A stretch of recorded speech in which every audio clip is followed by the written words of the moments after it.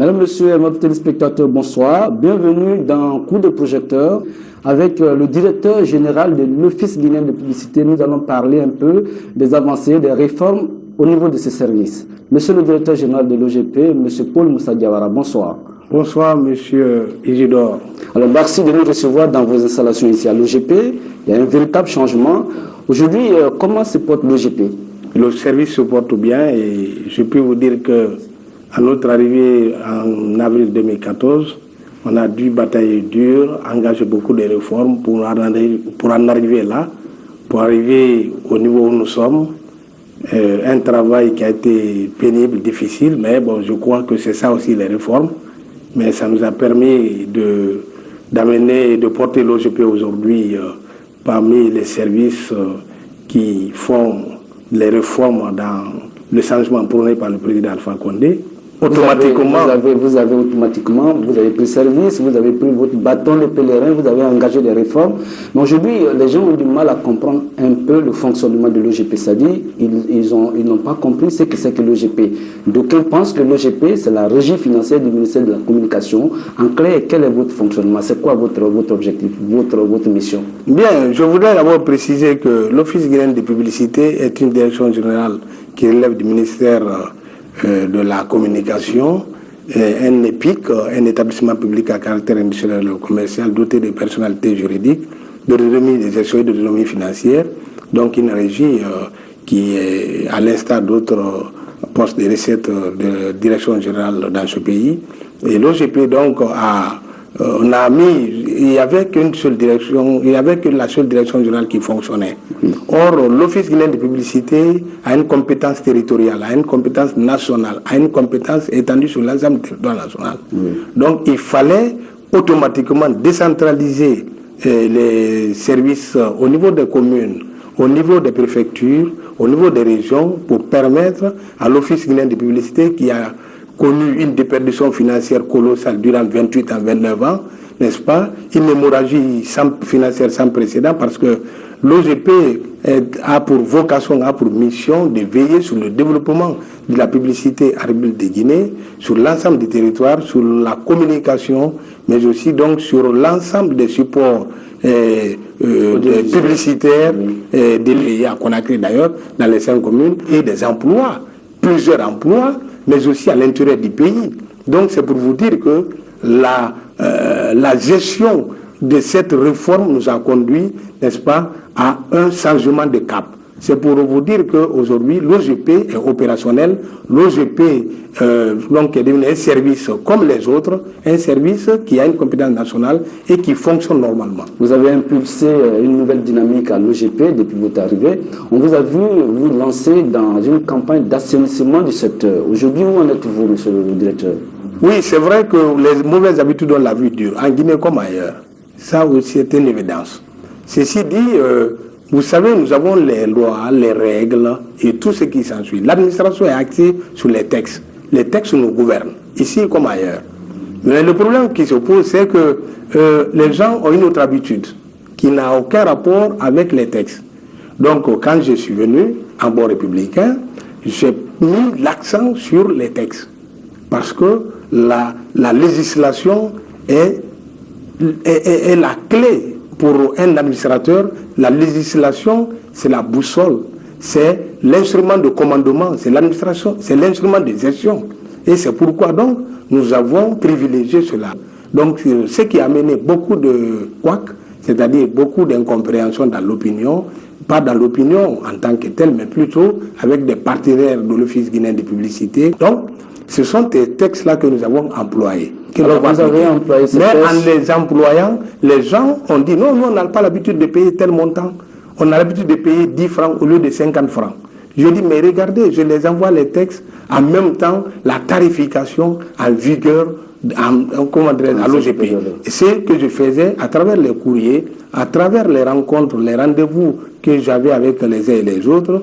Donc, une véritable pédagogie s'imposait. Et c'est ainsi donc que nous avons eu petit à petit, la chance, ou je dirais même la possibilité de redresser la barre. Alors, monsieur le directeur général de l'OGP, monsieur Paul Moussa Diawara, vous avez bataillé dur pour obtenir les résultats que vous avez aujourd'hui. Avec vous, nous allons suivre le tour de terrain de notre équipe de reportage, aussi bien à Conakry qu'à l'intérieur du pays. C'est un reportage de Thierno Ousmane Diallo. Suivant.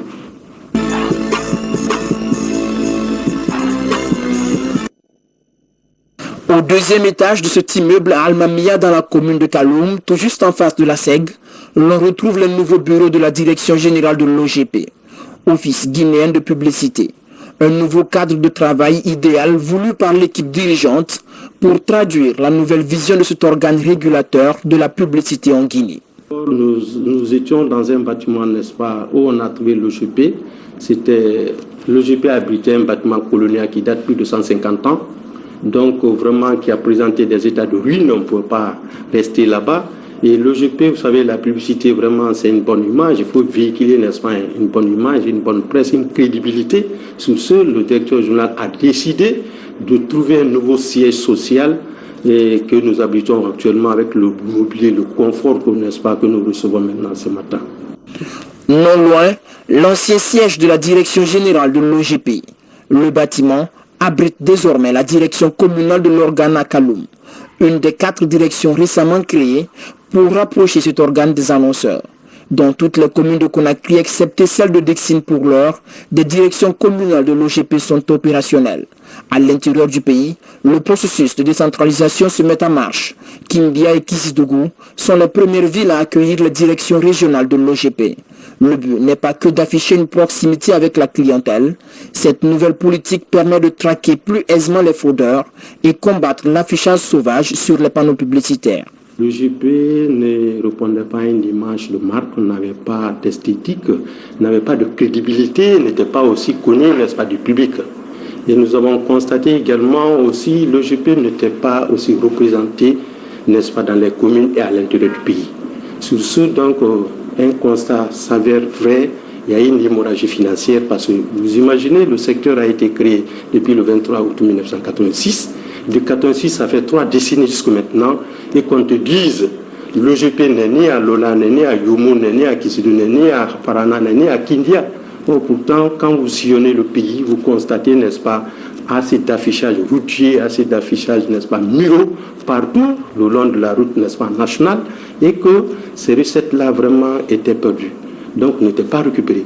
Donc sur ce, la première action, il fallait d'abord créer, n'est-ce pas, les structures, les agences communales, préfectorales, régionales pour pouvoir cerner les recettes de l'OGP.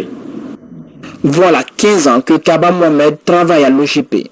Directeur de la clientèle, il apprécie le nouvel élan d'expansion entrepris ici ces dernières années et les réformes en cours pour améliorer les conditions de vie des travailleurs. Il y a une grande amélioration maintenant. Les clients n'ont plus peur. Ils viennent maintenant parce qu'ils savent que tout ce qu'ils payent maintenant, c'est versé au trésor public. C'est-à-dire ce n'est plus détourné maintenant, quoi. Donc vous voyez. Voilà. Donc il y a une grande amélioration. Les clients n'ont plus peur maintenant. Donc la confiance est installée. Voilà, la confiance s'est installée maintenant. Et tout est devenu à la normale maintenant. Avec l'ouverture du pays et le développement des petites et moyennes entreprises, les observateurs s'accordent sur le fait que le secteur de la publicité a de l'avenir en Guinée. Pour l'OGP, le défi est grand. Entre encourager la culture de la publicité et combattre l'affichage sauvage, il doit contribuer à renflouer les caisses de l'État. Monsieur, merci de nous retrouver sur ce plateau de coup de projecteur. Monsieur Paul Moussa Diawara, vous avez posé des actes forts qui ont révolutionné le secteur, mais dans ce reportage, vous avez constaté que ça n'a pas été facile.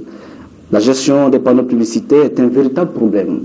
Aujourd'hui, qu'est-ce que vous faites pour éviter l'affichage, je dirais, anarchique ici à Conakry, mais aussi à l'intérieur du pays? Je vous rappelle que j'ai été nommé le lundi 14 avril 2014. J'ai pris fonction vendredi 18 avril 2014.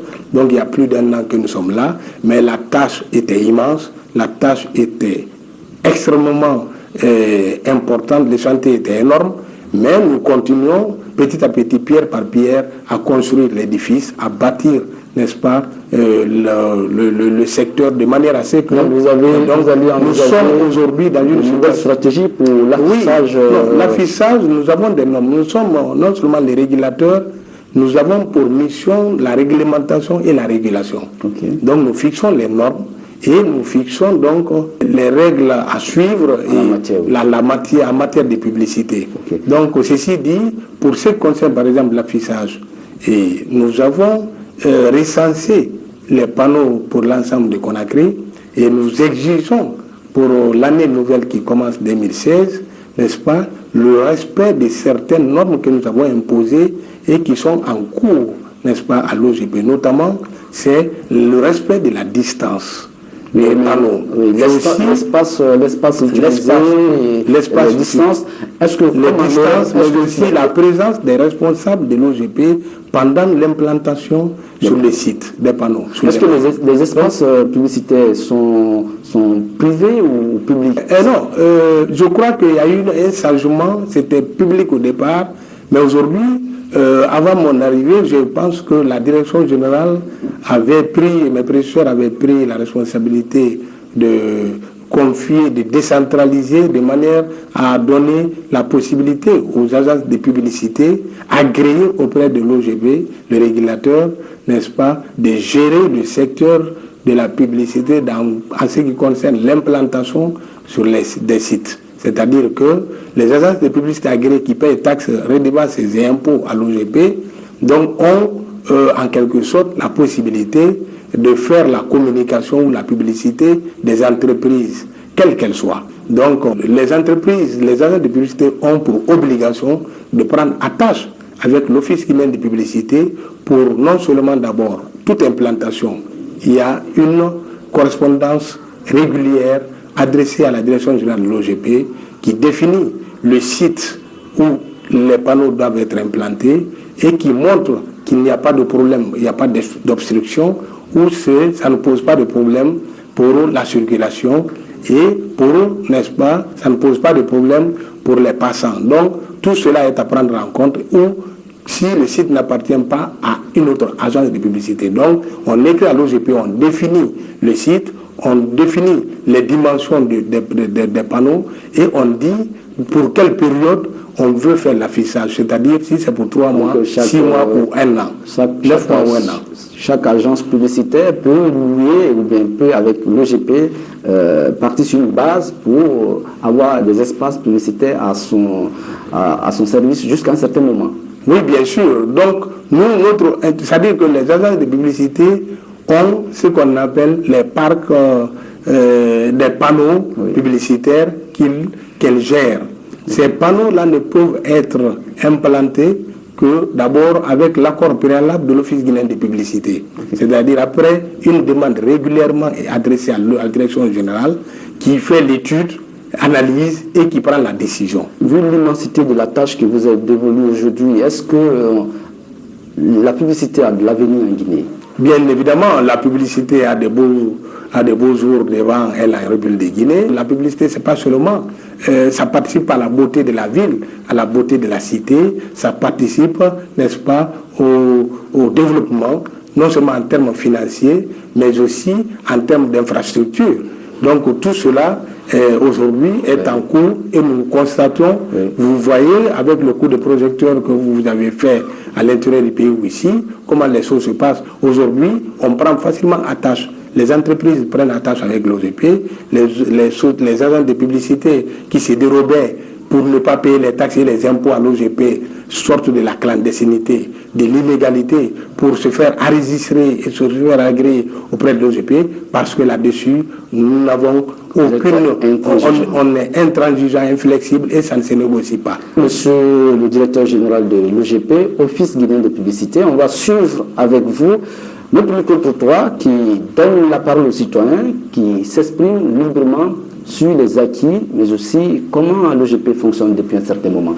Suivant, c'est toujours un micro-trottoir de Thierno Ousmane Diallo. Je pense que c'est une bonne chose quand même d'avoir la publicité, de voir les affiches un peu partout à travers la ville. C'est quand même une bonne chose. c'est une manière pour le public, pour les entreprises de faire connaître leurs produits au public, mais également ça permet à l'État de bénéficier de certaines recettes provenant de la publicité. En matière d'organisation, quand même, il y a mieux à faire. Donc, je fais confiance à ceux qui sont en train d'organiser la filière, mais il y a des améliorations à faire quand même, ça on peut le dire. Sambili, la ville, ont de deux, et puis ça montre qu'il y a le développement, parce qu'avant ça n'existait pas. Mais maintenant, partout, quand les gens ouvrent des boutiques, ils sont motivés de faire des publicités. La publicité, avant tout, nous a servi actuellement de décentraliser les informations. Et nous avons compris que les panneaux publicitaires et les hommes de publicité ont beaucoup mené l'information, c'est-à-dire la décentralisation de l'information de Conakry jusqu'à la pointe de la Guinée. En fait, ces panneaux publicitaires nous ont servi davantage à avoir des informations détaillées sur les entreprises, sur les sociétés. La collaboration avec l'OGP s'est beaucoup améliorée, d'accord, nous échangeons. Donc la direction de l'OGP est très disponible. Donc c'est le plus important. Au départ, c'est vrai qu'il y avait des barrières, accès. Bon, on n'avait pas forcément accès à la direction, mais là maintenant, je dirais qu'il y a une bonne ambiance. Voilà, mesdames, messieurs, merci. Retour sur ce plateau avec le directeur général de l'OGP. Monsieur le directeur général, après ce reportage, après ce micro-trottoir, on constate que vous avez fait des réformes, vous avez décentralisé la gestion de la publicité en Guinée. Aujourd'hui, on peut dire que le secteur de la publicité est sous contrôle aussi à Conakry qu'à l'intérieur du pays. Les gens se conforment aujourd'hui à la gouvernance que nous avons imprimée, à la gouvernance que nous avons instaurée, pas parce qu'il faut, on les impose contre leur volonté des choses qui ne sont pas dans les normes, mais plutôt parce que c'est dans les textes, c'est parce que c'est la loi, la législation. Donc ça, je crois que petit à petit, lentement, sûrement et efficacement, les choses sont en train vraiment de rentrer dans les normes. Le rapport se renforce, le partenariat se développe, la compréhension s'installe et c'est ce que nous avons souhaité au bénéfice de toutes les parties et de l'État que nous représentons, mais aussi des partenaires et des agents de publicité de société. À présent des partenariats, de compréhension mutuelle. Au départ, il y a eu des tiraillements entre vous et le ministère de la Communication, mais aussi avec la RTG. Aujourd'hui, est-ce que cette page est complètement tournée? Oui, bien sûr, je pense que il n'y a pas de raison qu'on ne s'entende pas avec le ministère de la Communication, le ministère de tutelle, et tout se passe très bien. Puisqu'aujourd'hui, ce qui est évident, il faut le dire et le redire, bien, je crois que dans les relations de travail, dans les relations de famille, dans toutes sortes de relations, il y a tous des moments de compréhension et d'incompréhension. Cela arrive, mais je crois que cela est derrière nous. Tout cela est passé, les choses se passent très bien. Je m'entends très bien avec le ministère de la Communication, il n'y a pas de raison que je ne m'entende pas. Avec les téléphonies aussi, il y a eu des couacs, parce que vous vouliez assainir justement le secteur. Où en êtes-vous? Est-ce que c'est aussi les relations de bon voisinage maintenant? Oui, avec les téléphonies, je crois que nous avons été au début dans une relation très difficile. Tendu, oui. Parce qu'il n'y avait pas, les mauvaises habitudes étaient là, parce que les textes n'avaient jamais été exhibés aux opérateurs pour leur dire que la publicité, toute communication qui incite à la consommation d'un bien, d'un service, d'une marque, d'un produit, relève des opérations commerciales de l'OGP. Eh bien, je crois que les textes n'ont pas été suffisamment exploités et je n'en veux pas trop aux opérateurs de téléphonie parce qu'on ne les a jamais approchés pour les dire et vous devez payer ça, vous devez cela à l'État, ça c'est la communication, ça c'est la publicité, ainsi de suite. Donc, eh bien, les gens étaient dans la réticence, pas parce qu'ils sont de mauvaise foi, mais parce qu'ils n'ont jamais eu l'information. Donc aujourd'hui, on a établi le rapport. C'est vrai qu'on a été à la justice à un moment donné, et que puisque nous sommes dans un état de droit, même l'OGP qui incarne l'État est aussi n'est pas au-dessus de la loi, donc elle doit respecter les principes et les règles édictées par notre législation, par notre État. Donc nous avons dit que même si nous nous sentons légers, et si nous nous sentons vraiment légers dans nos droits, nous devons faire recours à la justice, puisque donc c'est nous-mêmes qui devons faire les premiers le pas vers la justice, et nous avons saisi la justice. Nous sommes en justice encore avec certains opérateurs, même si aujourd'hui le partenariat est axé sur la communication, et je pense que les communications et les échanges sont engagés pour éviter l'interminable processus judiciaire, pour qu'on revienne à de meilleurs sentiments afin de trouver une solution à l'amiable. Nous ne sommes pas fermes, nous sommes l'État, et ça ne veut pas dire autre chose. Ça veut dire que notre rôle également, c'est d'accompagner les entreprises citoyennes qui emploient des Guinéens, qui payent les taxes et les impôts. Et donc notre rôle, c'est de les accompagner, c'est de les protéger et c'est de les aider. Nous ne sommes pas fermés aux négociations, nous sommes ouverts. Vous êtes ouverts tout simplement que désormais dans ce pays, qu'on cesse de dire, qu'on cesse de ne pas respecter les textes de loi, qu'on refuse de respecter l'État, qu'on refuse, n'est-ce pas, de payer les taxes et les impôts. C'est cela notre combat, c'est cela notre mission. C'est pas pour autre chose, nous n'en voulons à personne. Et aussi, et que l'État, n'est-ce pas, comment dire, tous les dus de l'État, que l'État ne perd pas, que les droits et devoirs soient respectés de part et d'autre. Que les taxes et les redevances dues à l'État soient payées. C'est ce que nous défendons. Alors, vous êtes pour la solution, le traitement à l'amiable, pour accompagner l'État, mais aussi pour accompagner les entreprises. Alors, pour finir, M. Paul Moussa Diawara, directeur général de l'OGP, quels sont les grands projets en perspective? Les grands projets en perspective sont nombreux, et je pense que, je vous ai dit que c'était un chantier vraiment immense, colossal qu'on a trouvé là, et il fallait, tout était à faire. Donc aujourd'hui, beaucoup de choses ont été faites, mais encore du chemin à parcourir. De ceci dit, nous avons, par exemple, nous allons continuer à décentraliser dans les villes où il n'y a pas encore l'agence de l'OGP. Nous allons donc continuer à créer l'emploi, nous allons continuer donc à mobiliser les recettes. Et nous allons aussi mettre d'autres choses en place, c'est plutôt c'est de nous intéresser aux médias privés, c'est-à-dire que les publicités qui se font à la radio, à la télé, dans la presse en ligne, mais aussi dans les journaux, parce que la publicité sous toutes ses formes, publique ou privée, relève de la gestion exclusive de l'Office guinéen de publicité, c'est la loi. Ceci dit, nous pensons que dans la perspective de 2016, nous allons avoir une autre démarche, certainement engager cela et venir auprès des représentants des médias privés pour que désormais, non seulement aussi pour voir notre rôle, c'est de contrôler les contenus des messages ou des publicités. Et c'est pourquoi les messages, les publicités doivent passer par l'OGP, voir d'abord le contenu, la moralité, mais aussi contrôler l'aspect diffusion, l'aspect financier également.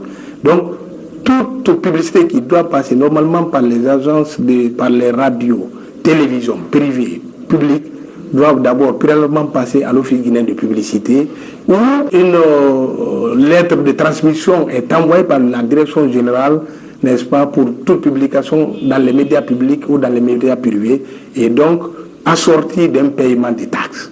Donc ça, nous allons instaurer cela pour nos partenaires de la presse privée pour l'année 2016, c'est à partir de janvier, parce que personne n'est au-dessus de la loi. Si nous aimons notre République, si nous aimons notre pays, nous devons participer à son édification. C'est bon de faire la radio, c'est bien, c'est une entreprise. Ça ne fait pas seulement donner des informations à la radio privée ou à la télévision privée, mais aussi à il y a l'aspect commercial. Donc c'est une entreprise. Il faut que les gens s'acquittent de leur impôt. Celui qui ne paye pas l'impôt, c'est un crime. Ici comme ailleurs, refuser de payer l'impôt est un crime, et le crime est passible de poursuites judiciaires dans tous les pays du monde.